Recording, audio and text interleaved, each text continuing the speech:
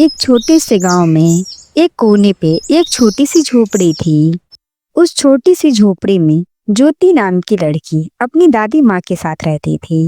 क्योंकि ज्योति के माता पिता सड़क दुर्घटना में चल बसे थे, इसलिए सारी जिम्मेदारी दादी माँ पे आ गई थी। कुछ समय ऐसे ही बीत रहे थे।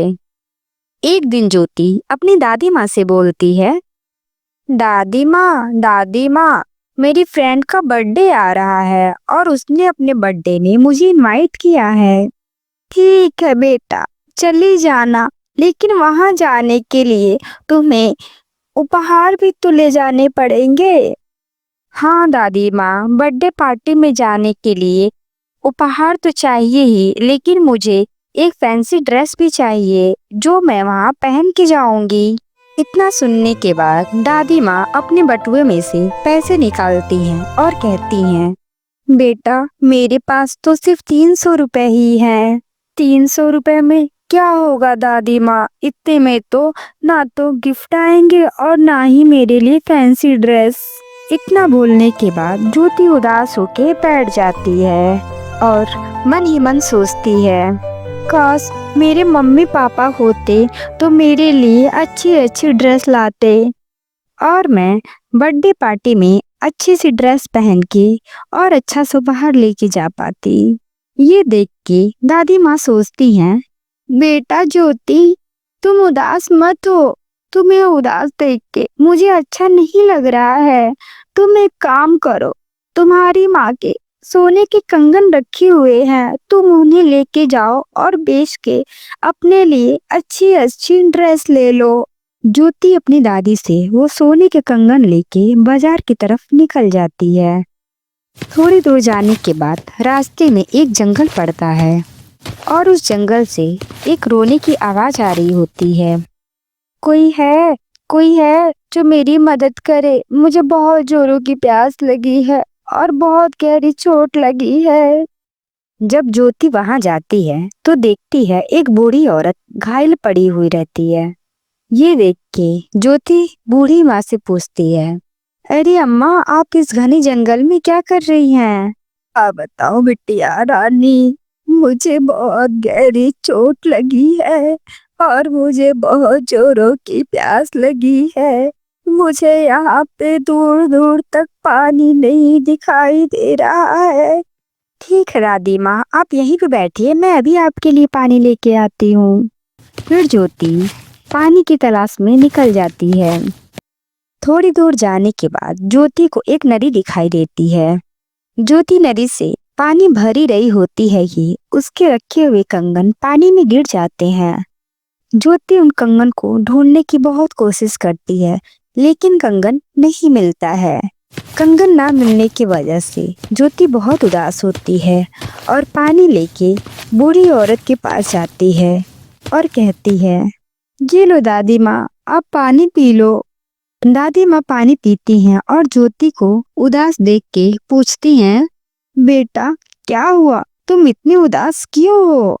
ये सुन के ज्योति रोने लगती है और बूढ़ी औरत से कहती है, दादी माँ, मैं नदी से पानी भरी रही थी कि मेरे माँ के सोने के कंगन उस नदी में गिर गए। मैंने ढूंढने की बहुत कोशिश की, लेकिन वो कंगन नहीं मिले। बेटा तुम मेरी बात मानो और अपने माँ के कंगन उस नदी में फिर से ढूंढो। ज्योति उस बूढ़ी औरत की बात मान के उस नदी किनारे फिर जाती है। ज्योति जब दोबारा नदी में कंगन ढूंढती है तो उसे कंगन मिल जाते हैं। ज्योति कंगन पाके बहुत खुश होती है और वो कंगन लेके उस बूढ़ी औरत के पास जाती है। ज्योति कंगन लेके जाती है तो वहां पे बूढ़ी औरत नहीं होती है, बल्कि एक सुंदर सी परी खड़ी रहती है। ज्योति परी से पूछती है, यहाँ पे एक बूढ़ी दादी थी, वो कहाँ गई? ज्योति, मैं ही बूढ़ी औरत हूँ। ज्योति, मैं तुम्हारा इम्तिहान ले रही थी कि तुम मुसीबत में मदद करती हो कि नहीं। अब वो कंगन कोई साधारण कंगन नहीं है, नदी में गिरने की वजह से वो जादुई कंगन हो गए हैं। अब तुम्हें उस कंगन को बेचने की जरूरत नहीं है, क्योंकि उस कंगन से तुम जो भी कुछ मांगोगी मिल जाएगा। परी, क्या ये मुझे फैंसी ड्रेस और उपहार देगी? हाँ हाँ ज्योति, तुम इससे जो भी मांगोगी तुम्हें सब मिलेगा। ज्योति परी को थैंक यू बोलती है और कंगन से कहती है, ये जादुई कंगन, मुझे अच्छी अच्छी फैंसी ड्रेस दो। ज्योति के इतना बोलते ही उस कंगन से एक तेज रोशनी निकलती है और उसमें से खूबसूरत सा गाउन निकलता है। ये देख के ज्योति का खुशी का ठिकाना नहीं रहता है। ज्योति सोचती है ये प्यारा सा गाउन पहन के और अपनी फ्रेंड के लिए प्यारा सा उपहार ले जाऊंगी। ज्योति परी का शुक्रिया अदा करती है और जादुई कंगन और ड्रेस लेके चली जाती है। शाम का समय होता है, सब बर्थडे पार्टी में बिजी होते हैं। ज्योति बर्थडे पार्टी में पहुंचती है और ज्योति को देख के ज्योति की सहेलियां आपस में बातें करती हैं। बहन तारा, ये देखो, ये ज्योति इतनी सुंदर ड्रेस कहाँ से ले आई? इसके पास तो इतने पैसे भी नहीं है। हाँ बहन, देखो वो तो बड़ा सा उपहार भी लेके आई है। और ऐसे ही सब लोगों ने ज्योति की ड्रेस की बहुत ही तारीफ की और ज्योति खुशी खुशी उपहार देके अपने घर आ जाती है। ये देख दादी माँ पूछती हैं, बेटा ज्योति, कंगन बेचने के बाद जो कुछ पैसे बचे हैं वो मुझे दे दो। घर का राशन ले आना है और बाकी भी कुछ खर्चे हैं और तुम्हारी स्कूल की फीस भी तो देनी है। ये सुन के ज्योति मुस्कुराती है और दादी माँ से बोलती है, दादी माँ की कंगन बेचने की जरूरत ही नहीं पड़ी। वो कैसे बेटा? ज्योति अपनी सारी कहानी बताती है। ये सुन के दादी माँ बहुत खुश होती हैं। ज्योति और दादी उस जादुई कंगन से जरूरत की चीजें मांगने लगती हैं और गांव में जिसको भी जरूरत होती है उनकी मदद करती हैं।